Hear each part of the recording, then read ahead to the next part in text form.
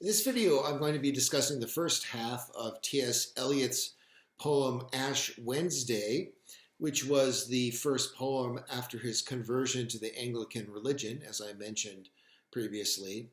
And what we're going to be doing here is following out the line of interpretation that this poem not only is a reflection upon Eliot's conversion experience, but that it's also a kind of aid to that experience, a kind of recapitulation of it, but also a acknowledgement that the experience is not complete, that it's something that has to be a continual, ongoing conversion, a conversion of life in the old Benedictine monastic sense that involved redoing one's conversion every day, reaffirming one's conversion, with the recognition that backsliding is an inevitable part of the condition of the sinner, according to Christianity. And so what we see here is Eliot dealing with and struggling with various temptations. And this poem has been interpreted in various ways. There are allusions that are pretty well set, and I'll mention some of those. But there are certainly passages that have been subject to widely different interpretations. And so I'm going to encourage you to avoid the third, I believe it was, of Eliot's cautions against difficulty and obscurity in poetry. And that is not to allow yourself to be daunted by what seems to be obscure symbolism, to, first of all, before anything else, become aware and acknowledge what it means to you, how it impacts you, what sense you can make of it, and see how that would potentially illuminate the larger poem. So this poem is in 6 sections. We'll be dealing with the first 3 today and the next 3 in a later video. Let's begin. The first stanza. Because I do not hope to turn again, because I do not hope to turn, desiring this man's gift and that man's scope. I no longer strive towards such things. Why should the aged eagle stretch its wings? Why should I mourn the vanished power of the usual rain? So notice the way in which the form here emphasizes the struggle that he's going through. There's this repetition of because. It evokes this idea of beginning and then having to start and begin again and having to start and begin again, right? It's not a smooth flowing process that he's going through here.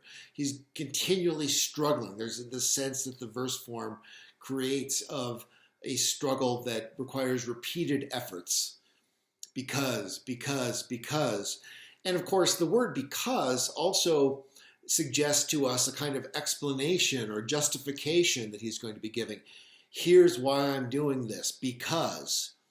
But we get this repetition of the reasons before we know what it is he's justifying. So this automatically throws us, in a certain sense, back on our heels and it makes us wonder what exactly is he concerned to justify here. Because I do not hope to turn again. Well, here bringing to the poem the knowledge of its biographical context leads us to suggest, or suggests to us the idea that he's dealing here with a resistance to backsliding, right? So he has turned towards Christ, but he hopes not to turn again, not to turn back. And that seems to be, part of the meaning. But there's actually more than one meaning here that's involved. And scholars have often noted a connection here with a particular poem, which is translated by his friend Ezra Pound. And the poet is an Italian poet named Cavalcante. The poem itself, it's in English translation is "Because no hope is left for me, bella teta," I'm not going to try to pronounce the Italian because I would just butcher it, I'm quite sure. But the translation from Eliot is from Ezra Pound, Eliot's friend and colleague, is certainly an equally good source, even though, of course, Eliot is someone who shows his learning and his ability to read in several languages and would no doubt be approaching the poem in the original Italian.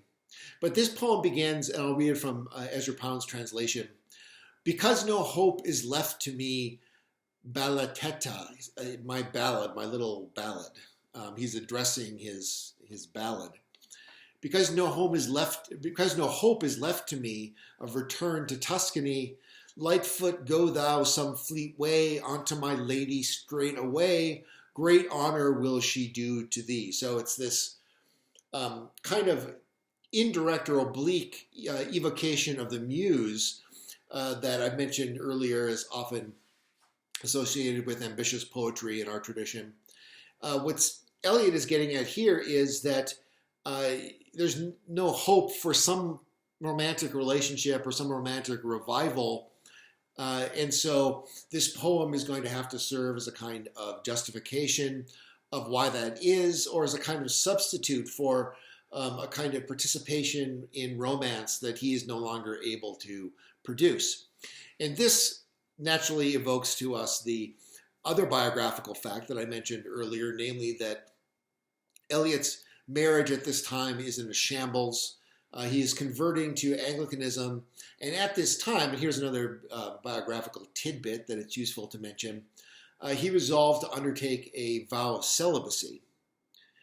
And so you'll see this theme of renunciation of sensuality, of sexuality, of marriage, of romantic intimacy with a woman is a part of his understanding of what it was for him to convert to Christianity. And so immediately there's this strong theme of renunciation. But of course, at the same time, there's a question about what it is for a poet to renounce romantic love, what it is for a balladeer to renounce the ballad. Considering the traditional association between poetry and love, how is he understanding the relationship between his vow of celibacy and the poetry that he hopes to produce? And so I think one of the things that's going on in this poem is a kind of struggle to twist his poetic voice into the direction of a more spiritualized mode, away from the celebration of sensuality and the eroticism that we find in some of his earlier poetry, even if it is a very fraught and very ambiguous relationship to sensuality and eroticism. Eliot's not a poet who was ever, a Don Juan or a Casanova type figure, or Lord Byron. He's someone who always had this sort of insecurity about sexuality and sensuality. But here he's, struggling to sublimate in many ways this natural urge. And that we see that in, these three related forms. There's the renunciation of sexuality, sensuality. There's the renunciation of a certain kind of poetic mode, a kind of erotic mode of poetry, a sensualized poetry, and a naturalized poetry, a poetry that's a poetry of the celebration of the natural urges.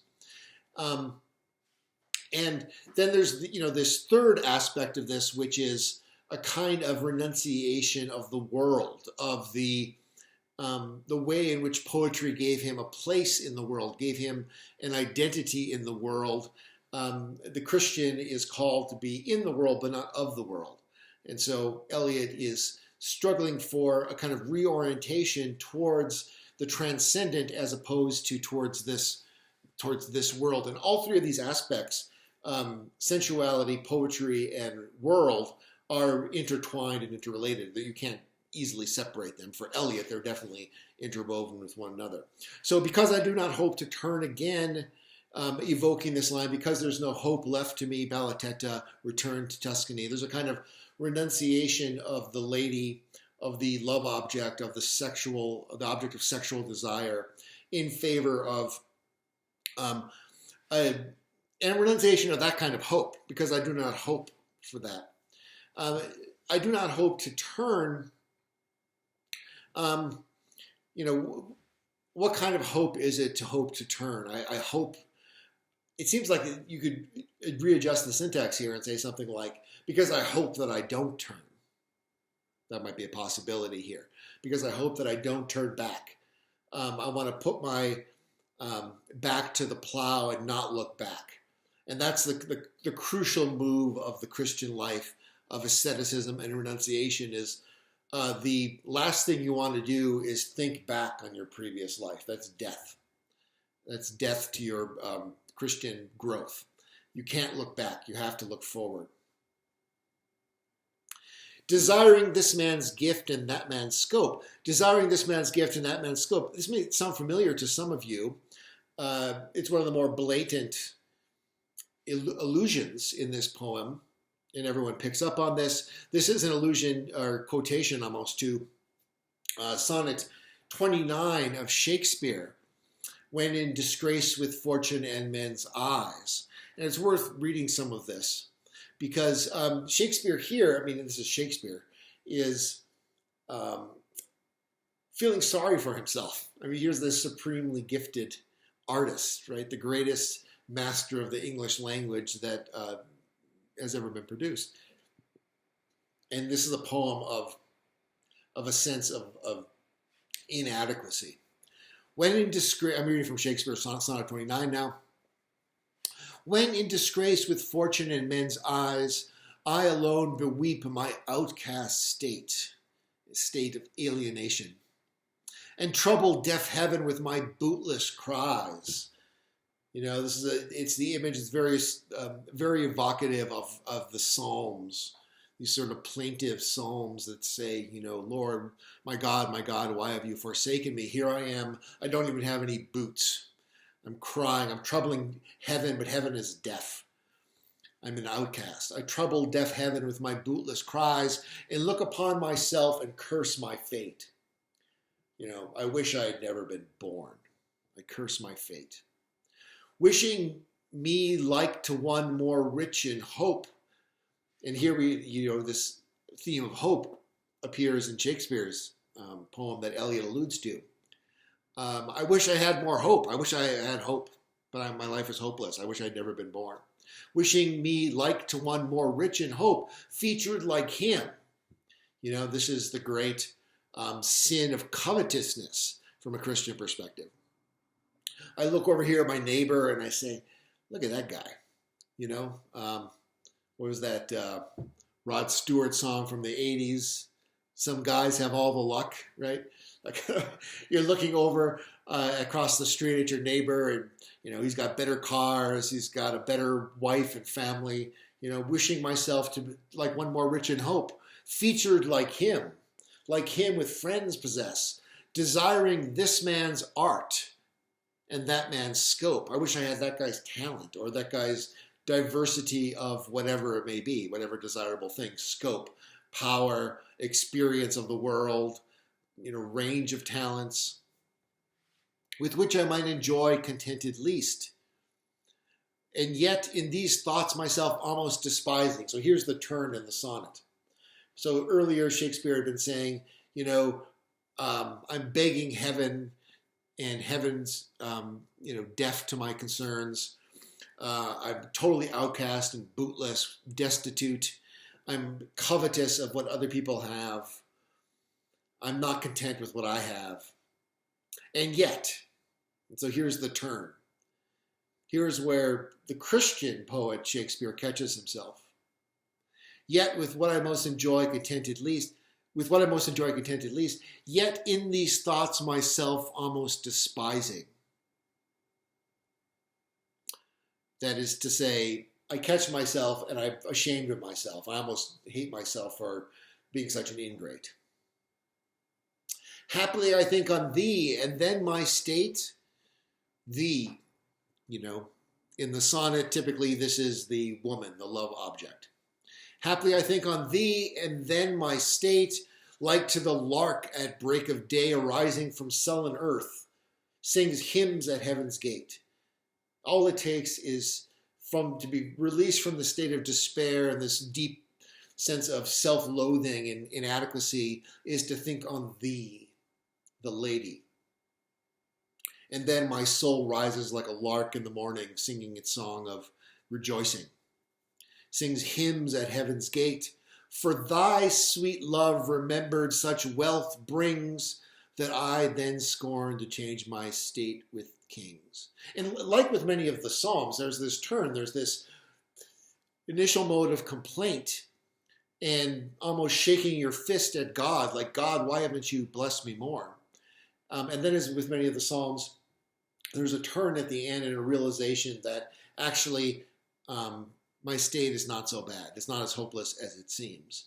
For then I scorn to change my state with kings. And in this particular sonnet, of course, we think naturally of the figure of the lady, the love object, but God or Christ or the Blessed Virgin Mary, they could all naturally be slotted in here as alternative ways of interpreting the address to the thee of this sonnet.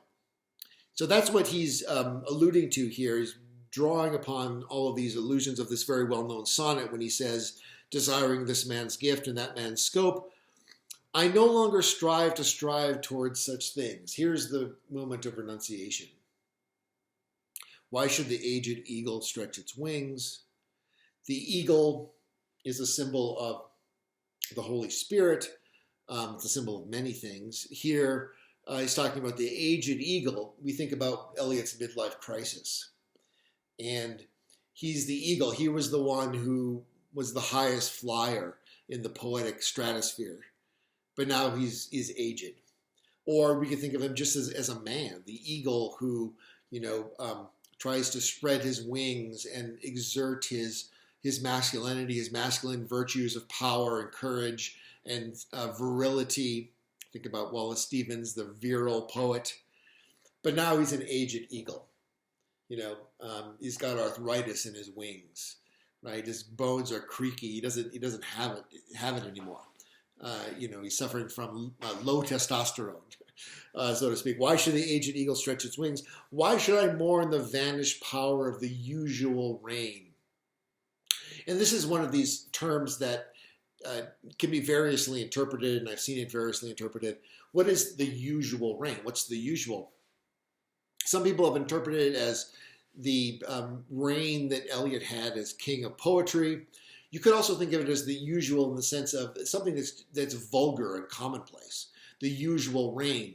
This is more true even in our own society than it was in Eliot's. But what is our society? Who are the kings of our society? Who are the people that our society holds up as being, the most desirable people? Well, it's the young, right? Being youthful. Everyone wants to be young, stay young. The usual reign. Everyone has a reign as a young person. For a few years, you're a young person where everyone is basically coddling you, wanting to be close to you, being sexually attracted to you. But then you start to get wrinkles, you start to get old, you start to lose your hair, you start to get a paunch, and your reign is over.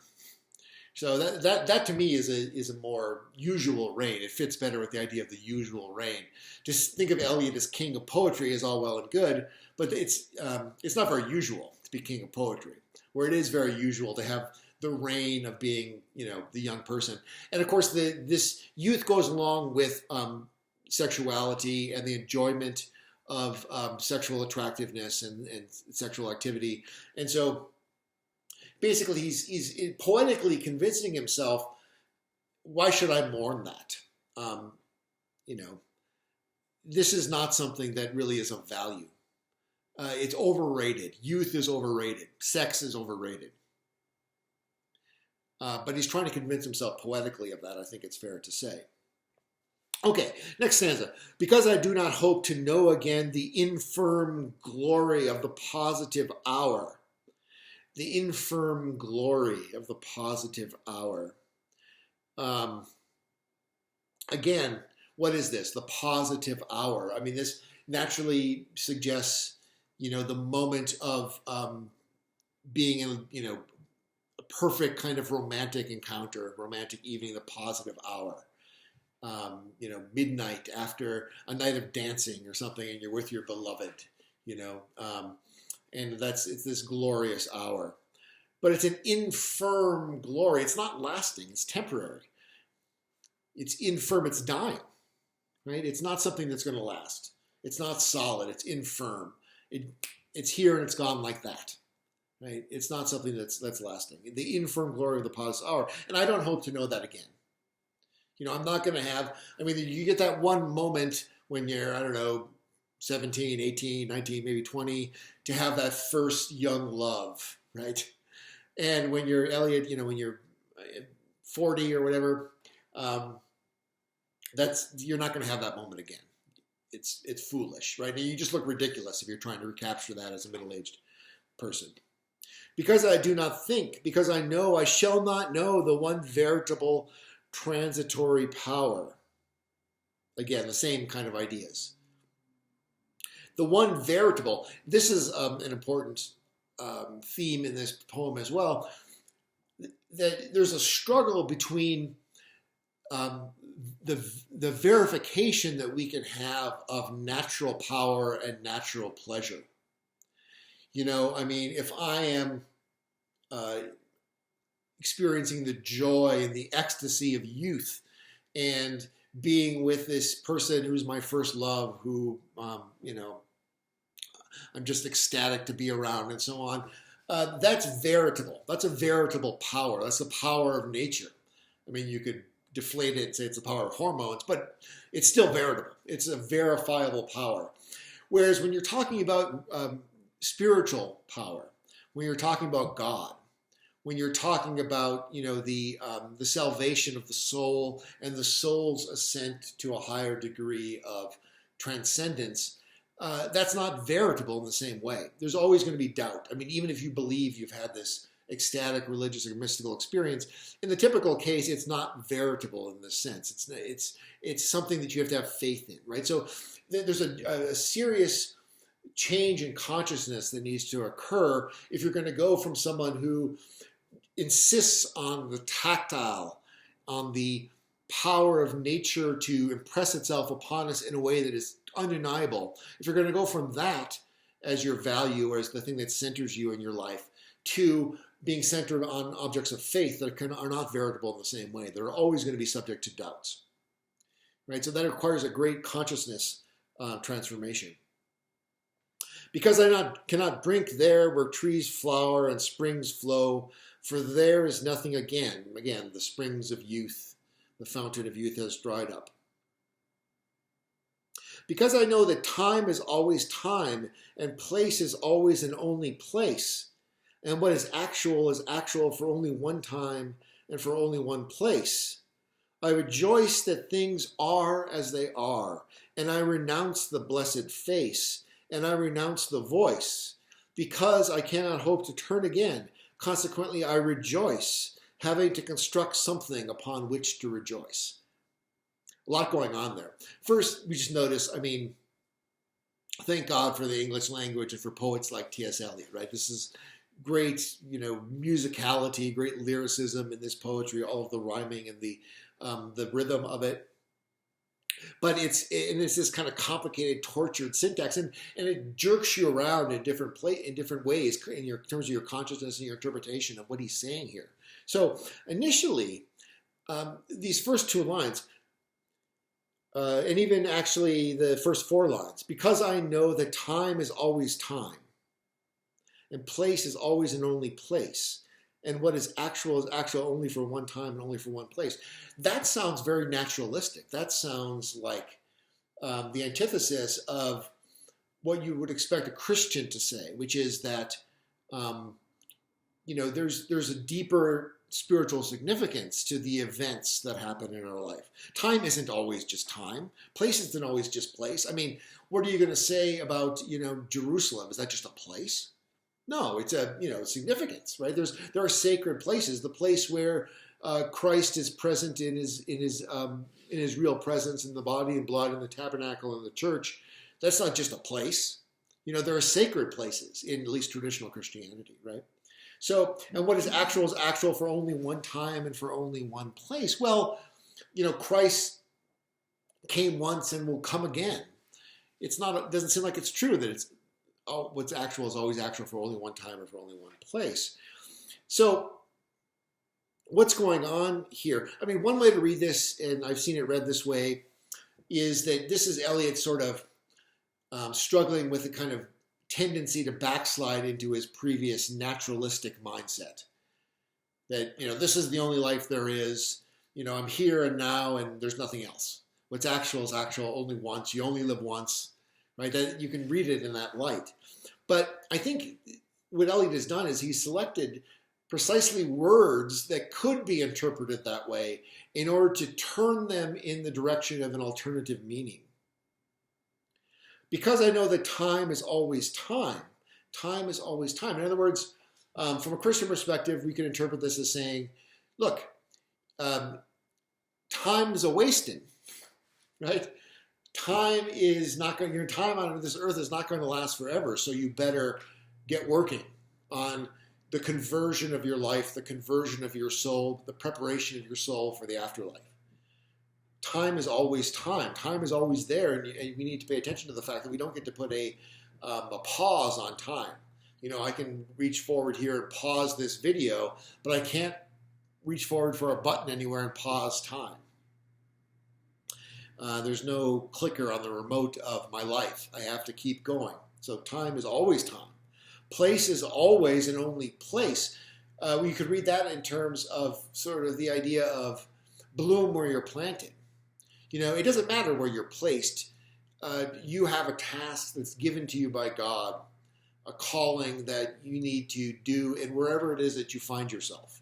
Don't wish, a la Shakespeare's Sonnet 29, that you had been born in a different place, to a different family, with a different set of talents so that you could have done something else.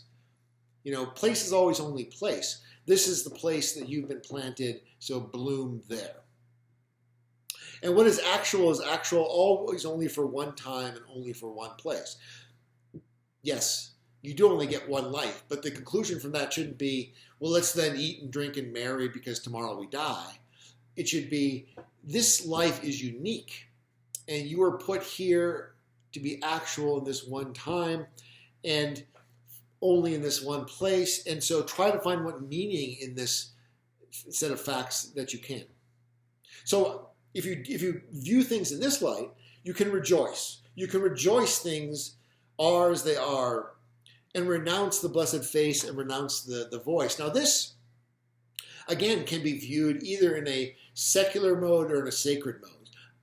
The blessed face. So you can think here of the muse of the poet, which might very well be a mortal woman. The blessed face. This is the way in which a traditional poet writing romantic, erotic poetry might refer to the face of his beloved. And the voice of the beloved. I renounce sexuality. I renounced the union and intimacy with a woman. But it could also mean I renounce the blessed face, and the blessed face in the sense of the face of Christ. In other words, I renounce that veritability, that verification, that palpable reality that I had previously demanded of reality.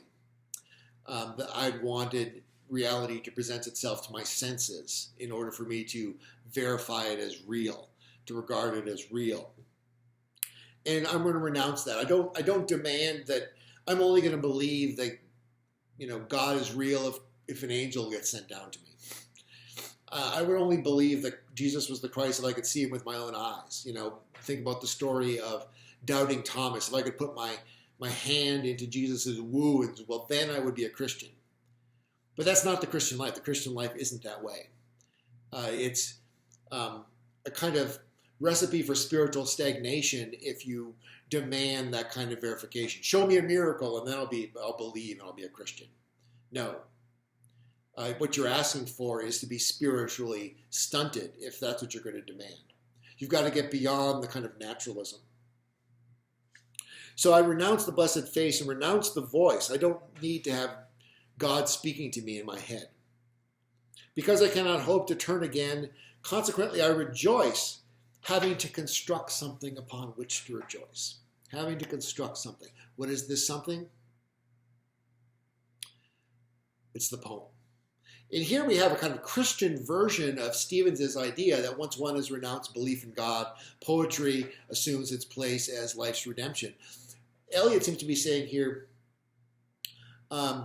in order for me to be able to put into effect this Christian transformation of my consciousness, I have to write a poem. I have to construct the basis. I have to construct a kind of way of thinking within my poetry. I have to construct a house of meaning through poetic language in order to be able to persevere along this path, along this journey of spiritual growth and spiritual development. I have to construct something that's going to enable me to rejoice in this world that very easily, given my temperament, given maybe my natural depressive state of mind, or my natural pessimism, or my natural cynicism, or my natural skepticism, I can easily fall back into the kind of naturalistic despair. So what's going to save me from that? Poetry is going to save me from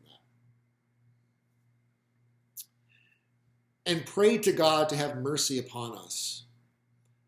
That's crucial. Christian life is not lived without prayer. But Eliot's prayer takes the form of poetry.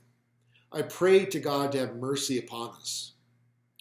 And I pray that I may forget these matters that with myself I too much discuss, too much explain. That's the pitfall if you're an intellectual. You're going to overthink things. You're going to overthink religion. Rather than connecting to God with your heart, you're going to try to figure everything out in your head, and that's going to be an obstacle for you. I pray that I may forget these matters that with myself I too much discuss, too much explain, because I do not hope to turn again. Let these words answer for what is done, not to be done again. May the judgment not be too heavy upon us. Let these words answer for what is done, not to be done again. Let my words begging for forgiveness enable me to put the past behind me. There's also this element of, I don't want to turn back. I want to put my back to the plow and push forward. So one way that one can do this, and this you find this commonly, for example, in 12-step programs, where you have to do what's it called? I think an inventory or something like that, where you basically, if you're a drug addict, for example, you try to write a complete account of everything that you've done wrong as a result of your addiction, all the people you've wronged, maybe crimes or immoral acts that you've committed. And this has a legacy. I mean, this inventory idea is basically the examination of conscience for the sake of going to confession within traditional Christianity. That's where the founders of AA and that whole 12-step movement, I mean, they were drawing, whether it was conscious or not, they were drawing upon this long Christian tradition. And so Eliot is also saying that my poem is a kind of inventory of my past sins. I'm confessing my weaknesses. And I'm hoping that by confessing these and asking God for forgiveness, he'll give me the strength to move forward in my spiritual growth. So the poem has this function, or it's kind of an instrumental function here. It's a utilitarian function. I have to put my weaknesses out there into the public eye, or at least objectify them for myself so that I can move beyond them. Because these wings are no longer wings to fly, that's the aged eagle. So however you interpret the aged eagle, this seems to be an allusion back to that. But merely vans to beat the air. This seems to me to be an allusion to Dante's Inferno. Dante's account of hell, and again, Dante is this great influence on Eliot at this time. So Virgil takes Dante, escorts him down to the increasing depths of hell. And of course, at the deepest spot of hell, who is there but Satan? And Satan is a fallen angel. So Satan has wings like an angel. but he's frozen in this pit of hell, and his wings are just flapping. He's not flying anywhere. He's not ascending because he's stuck. Right? So the fans to beat the air. It's this pathetic image evocative of Satan in Dante's Inferno. My desires, which have just led me to sin, are now impotent. They're just vans to beat the air. The air, which is now thoroughly small and dry, smaller and drier than the will, teach us to care and not to care. Teach us to sit still. Lord, teach me to care and not to care. To care and not to care about what? That's the difficult balancing act. On the one hand, I can't be indifferent to my sin and to the fact that I'm a sinner. I need to care about that. If I'm purely immoral or I'm a sociopath or something like that, and I don't care how I act. I don't think it matters. That's nihilism. I need to care. I need to feel bad. I need to feel remorse. And in fact, in the context here of this particular part of the poem, where he seems like he's requesting forgiveness from God, as in a confession, I need to show contrition as part of the ritual of confession in traditional Christianity. Is you need to show that you're sorry. You need to actually proclaim an act of contrition. And more importantly, you need to not just say it with your mouth, but you need to actually feel it in your heart. Otherwise, reconciliation is impossible. You can't be reconciled to God if you're really not sorry for your sins. On the other hand, there's the danger of what is known in the tradition as scrupulosity, which is, or despair, where I feel like God can't possibly forgive me. My sins are too great. I'm a lost cause, basically, right?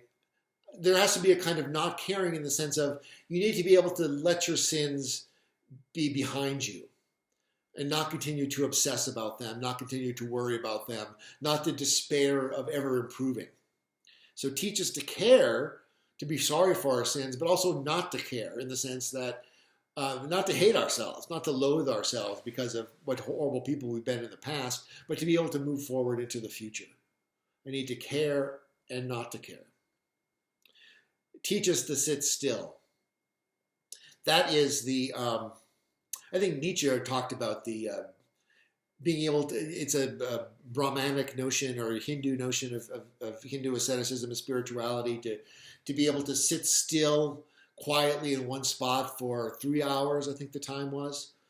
The first step in holiness. Teach us to sit still. Teach us to clear our mind. These thoughts in our mind that are coming to us in the Eastern monastic tradition of Christianity, not of Buddhism, but of Hinduism, but of Eastern Christianity, there's what they call the logoi, the words. But they're treated as if they were little demons. And that's sort of the foundation for any form of spiritual growth, is being able to recognize these words in your head as if they were little demons saying, you're never going to get any better. God doesn't love you, right? You're despicable. You're disgusting. You're ugly. No one could ever love you. Those sorts of thoughts. Or, of course, in Eliot's case, probably thoughts like, you're an idiot. How can you possibly believe there's a God? I mean, give me a break. You're just, what's the term that the internet atheist crowd likes to use? Like, you're just a moist robot or something, right? Those sorts of thoughts in your head. You get the memes. The Eastern Christian Orthodox logoi, words in Greek, nowadays memes are very close to this. You get these ideas in your head, right? And so sitting still means having a different relationship to these memes, these logoi, these ideas in your head, namely that you recognize them, but you don't feed them. They're like wolves or wild animals that will consume you if you feed them. So a thought arises in your mind, you're loathsome. God will never love you. To sit still in this sense is just to let it be. To let it be. It'll pass. clear your mind, and focus on the path forward. Teach us to sit still. Pray for us sinners now and at the hour of our death. Pray for us now and at the hour of our death. And this is, of course, the conclusion of the Hail Mary, which provides a transition to the lady of the second section. Lady. Okay, so I think here we can read Eliot as being ambiguous between, on the one hand, Our Lady, which for a traditional Christian, like an Anglo-Catholic, like Eliot was, Our Lady is the Blessed Virgin Mary, Mother of God, the Theotokos, as they say in the Eastern tradition, the God-bearer, the great mediator between fallen humanity and God, who partakes of our human nature, but without the sin that separates us from God. But here in this second stanza, which is much more lyrical, much more musical, much more flowing and sensual, certainly in the second section, I should say, rather than stanza, but in the first long stanza of the second section, which then breaks into this kind of litany. I mean, this is a litany, the kind of litany that you might expect in traditional prayer, especially evoking, say, the various titles of the Blessed Virgin Mary. So initially, there's a lady that seems much more pagan.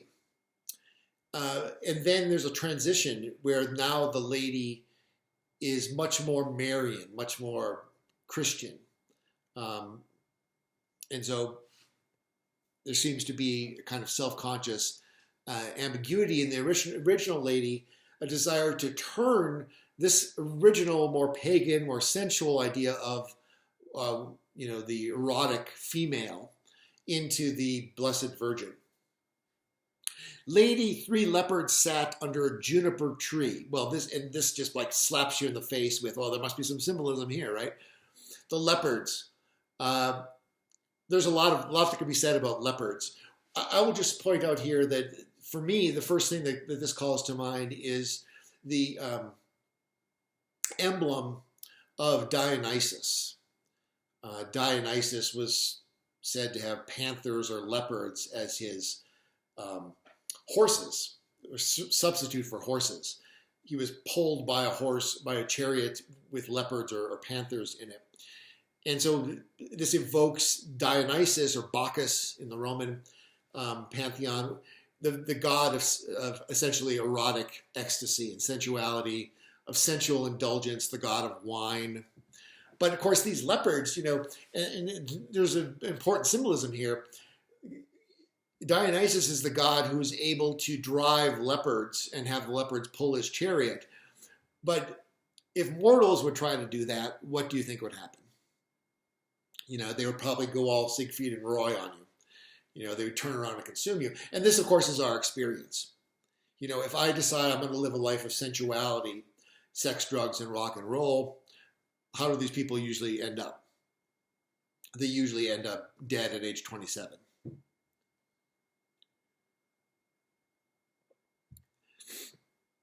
So Eliot seems to be evoking this kind of idea of the lady of sensuality, of erotic ecstasy, under a juniper tree. That's further supported by this, because juniper is, for one thing, of course, we know juniper, Eliot's an Englishman by this time. Juniper is used as one of the main herbs or botanicals that are used to flavor gin. So it's a kind of like the English version of wine, gin. And the juniper tree also, juniper berries are seen as an aphrodisiac traditionally. In the cool of the day, having fed to satiety on my legs, my heart, my liver, and that which had been contained in the hollow round of my skull, right? We enter into this section of the poem with someone who is basically like a withered old heroin addict, former rock star who we find in a flophouse somewhere, who's been consumed by his sensual indulgence. They fled on my legs, my heart, my liver, right? and the hollow round of my skull, everything's been sucked out. And God said, shall these bones live? Shall these bones live? This is pulling up my Bible here, allusion to Ezekiel 37.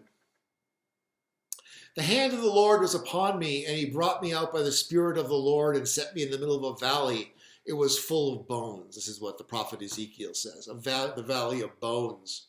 He led me back and forth among them, and I saw a great many bones on the floor of the valley, bones that were very dry. And he asked of me, Son of man, can these bones live? I said, O sovereign Lord, you alone know. And then he said to me, prophesy to these bones and say to them, dry bones, hear the word of the Lord. This is what the sovereign Lord says to these bones. I will make breath enter you and you will come to life. And so this is the imagery of the resurrection, the dry, dead bones. Eliot is identifying with dead bones. He's been eaten up by these leopards of sensual indulgence. And he's asking, quite honestly, Lord, can you revivify these bones? Can you bring them back to life? Can these bones live? Shall these bones live? Ezekiel's, the Lord's question to Ezekiel. And that which had been contained in the bones, which were already dry, said chirping. The bones are now answering, not the Lord. Because remember, Eliot's renounced the voice. He's not claiming that God's going to speak to him. But the bones, he feels it in his bones. Something is speaking to him. Not the Lord, but just his bones. He's not claiming anything more. Because of the goodness of this lady and because of her loveliness and because she honors the virgin in meditation. So evidently here we have this ideal of sort of the precious angel. If you know, actually, you might want to Google the Bob Dylan song Precious Angel from his conversion poem, so to speak, his conversion album, Slow Train Coming. The Precious Angel, the idea of, which Bob Dylan might have had in mind, might have been thinking of Eliot here, the salvation through the woman who's going to help facilitate his relationship to Christ. Because of this virgin, or because of this lady rather, who honors the virgin in meditation, we shine with brightness. And I who am here dissembled proffer my deeds to oblivion. Right? I'm going to let my past misdeeds go. They're like nothing anymore. And my love to the posterity of the desert and the fruit of the gourd. And this is an important part of the Christian life and Christian development is having this mystagogue figure, this mediator, a human, mortal mediator, not some divine figure, not even a saint who's been assumed into heaven, but having the Christian friend who is able to provide you with this guide and support. And again, you see here the connection with the 12-step program and the sponsor, right? You need to have your sponsor that you can call when you're jonesing for a fix, right? When you're tempted, you call your sponsor. And this is this lady. It is this which recovers my guts, the strings of my eyes, and the indigestible portions which the leopard reject. The lady is withdrawn in a white gown to contemplation in a white gown. Right, so this lady, which initially seems like a kind of erotic image, lady lounging under the juniper tree with these leopards, actually turns out to be a kind of spiritual image. That this lady who the leopards are not consuming. It is possible to have a relationship to the woman, to the object of desire for the man, Eliot, in his past, that isn't sort of corrupted by desire for sexual possession. And we're going to recover something of my essence beyond just the bones from these lepers. Let the whiteness of bones atone to forgetfulness. There's no life in them, as I am forgotten and would be forgotten. So I would forget, thus devoted, concentrated in purpose. And God said, prophecy to the wind only, and for only the wind will listen. And the bones sang, chirping with the burden of the grasshopper, saying, prophecy to the wind, for the wind only will listen. Who am I speaking to? I don't know. This is the situation of the poet. Prophecy to the wind. And the wind will listen, God said. That is, I feel in my bones, even though I don't hear the voice of God, I feel in my bones that it's worth saying these things that I feel moved to say as a kind of prophecy. And the bones sang, chirping with the burden of the grasshopper, saying. So here is the litany. And he's claiming here, as Stevens would, that he's not necessarily claiming that he knows what sense he's making or who the audience for this stuff is. But he's performing a kind of act of faith. Lady of silences, calm and distress, torn and most whole, rose of memory, rose of forgetfulness, exhausted and life-giving, worried, reposeful, the single rose is now the garden where all loves end. Terminate torment of love unsatisfied, the greater torment of love satisfied, end of the endless journey to no end, conclusion of all that is inconclusible, speech without word and word of no speech, grace to the mother for the garden where all love ends. What does that mean? He's essentially saying here, there's a kind of sense to this that's felt in the heart. As Blaise Pascal said, the heart has reasons that reasons know not of. There's something moving in these words, but what does it mean? I don't know. I'm not sure, Under the juniper tree, the bones sang, scattered and shining. We are glad to be scattered. We did little good to each other. Under a tree in the cool of the day and the blessing of sand, forgetting themselves and each other, united in the quiet of the desert. This is the land which ye shall divide by lot, and neither divisions nor unity matters. This is the land we have our inheritance. So there's a kind of reiteration here, to my ear at least, this idea of place being only place, only for one place. What is actual is not actual for only one time and only for one place. A kind of contentment with, this is our lot. This is our lot. And we're going to pursue our salvation, work out our salvation here where we have been planted. Okay, so I see we're just about out of time for this one, so I didn't actually get all the way through the third, exact first half, but we're still within shouting distance of being able to finish this in a follow-up video, so I think we can be content and satisfied with our lot for this video.